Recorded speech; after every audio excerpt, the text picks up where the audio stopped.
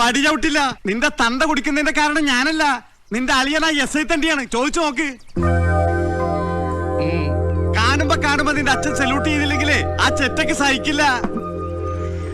ദേ ഒരു കാര്യം ഞാൻ പറഞ്ഞേക്കാം, നിന്റെ ആ പരട്ടാളി എന്റെ നേരെ വന്നാലുണ്ടല്ലോ, നിന്റെ പെങ്ങണ മറ്റവനാണെന്ന് ഞാൻ നോക്കൂല. തീർച്ച ഞാൻ കല്ലെറിഞ്ഞു വന്നാളേം. എന്താടോ ആരെ കൊല്ലുമെന്നാ താൻ വിളിച്ചു പോകുന്നേ? അല്ല ഞാൻ പറയാം. പറയല്ലേ.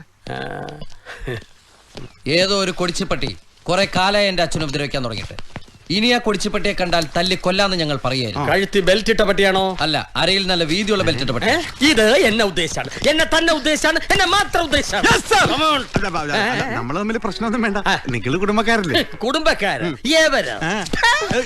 ഇതിന്റെ അകത്തേം കാലൂത്തില്ല.